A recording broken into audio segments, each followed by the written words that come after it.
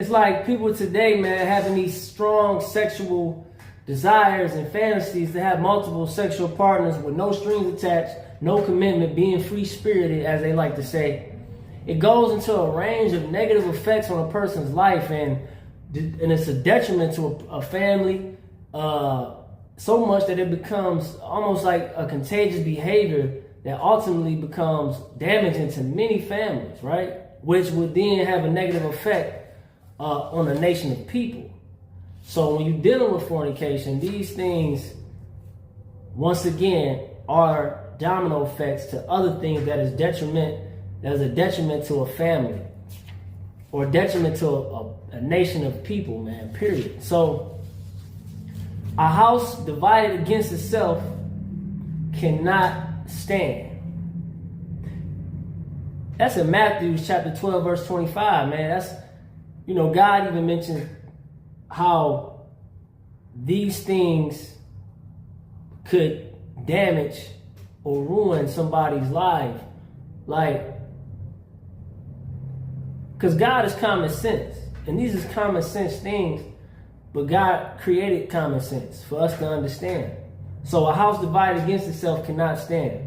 When a man gets with a woman, be intimate, have sex with her, she gets pregnant, then that child that's a part of that house. That child makes up that household, right? Once that child is delivered, now there's a household. There's a man, there's a woman, and then there's the children. When a man leaves or when a woman leaves due to fornication or infidelity or adultery, that household is now divided. You have now caused division within the household just off the actions of fornication and adultery.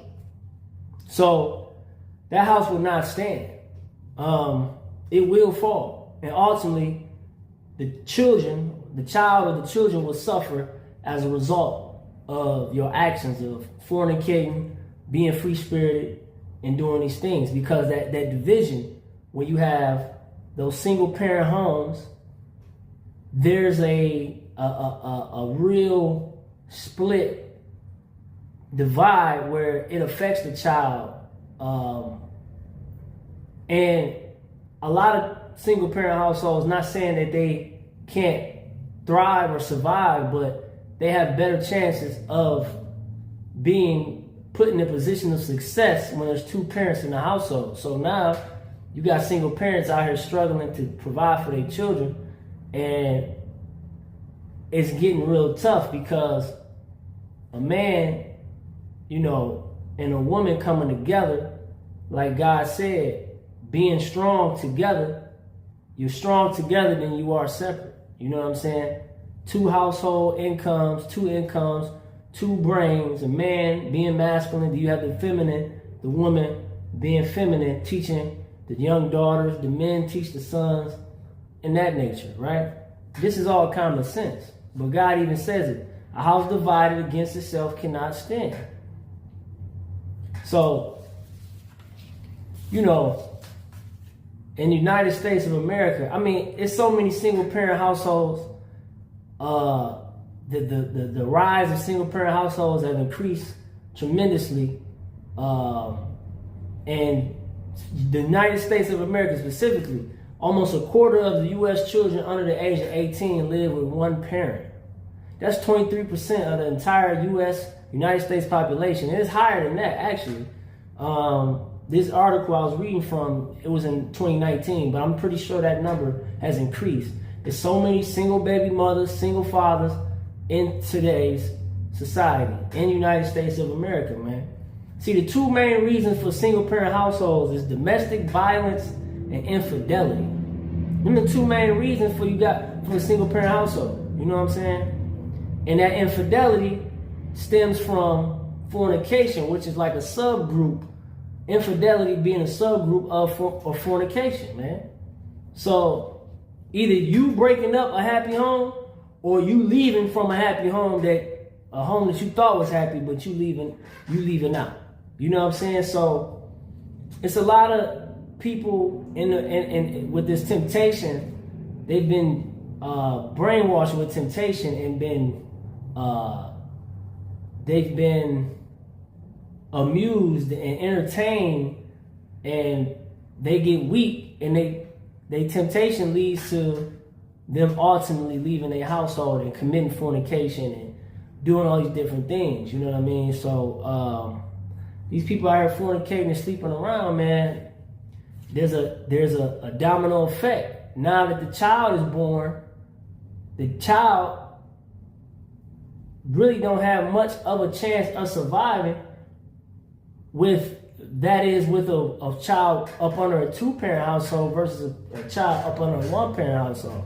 Because it's really, to be honest, you got a lot of single parents, a lot of single parent households, a lot of fatherless children, and a lot of motherless children. Actually, more fatherless children, more children without fathers, to be honest with you. But, that's a video for another time. But, yeah, man, it's like single parent household, man, is a result of fornication, adultery. But it comes from that adultery, that domino effect from adultery, committing adultery. So, more importantly, what I would like people to take away from is something very valuable is listen to how God talks to us. And when God says, when two shall come together and they shall not separate, this is one of the reasons why they should not separate from all these different problems that stem from fornication, adultery, these infidelity, these free-spirited acts. It's so many different broken homes around the world, man, based off of these influences through either TV or, social media, whatever, whatever the influence may come from. It's a negative effects. It has negative effects on that family and that household. It ultimately trickles down to a whole nation of people all in the midst of this. And it's destroying a lot of families to where now it's, you have young children struggling with their own identity because they don't know who their father is, or they don't know who their mother is, or, just from a single parent household. Fatherless children. Mainly fatherless children. See, fornication creates a weak foundation. Fornication creates a weak foundation. Fornication creates a weak foundation. There's no real stability. No stability for that household whatsoever. No stability for the child. It's a weak stability because now this child is being raised by a single parent. The single parent has to become both the father and the mother. That's a hard thing to do because a man cannot play a motherly role and a mother cannot play a fatherly role. So now that child is going to get his, wherever that parent is lacking, if the young child is up under a single mom, he's going to find a father figure outside of his own household from a stranger. And that will determine his life, his early childhood, and that's going to shape who he is from a stranger, maybe from an uncle.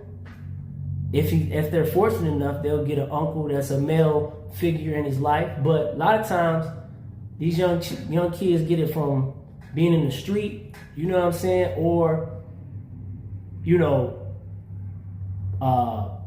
friends, being up under, being around, being easily influenced by their friends in school and stuff like that, not really having no real, not really being grounded, you know what I'm saying? And same thing with the young lady, the young child that's a young daughter who's being raised by a single mother.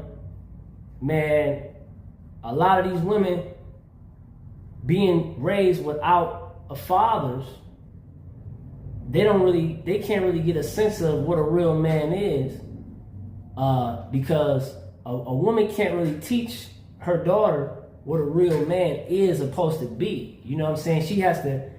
That daughter has to get an example or see examples of that. If she don't have examples of that, then that's gonna shape her whole outlook on how men are, and you know what I mean. And it's just a weak foundation. You can't really determine if that child is going to succeed just off a single parent, because you don't know their influence, where that parent is lacking in. You don't know where that outside influence is coming from. You see what I'm saying? So it's a dangerous thing, man. Like I say, this is the domino effects, though. You know what I mean? So, yeah, man. That is a real thing that's going on. A lot of fatherless children, a lot of single parent households, all from the strength of fornication.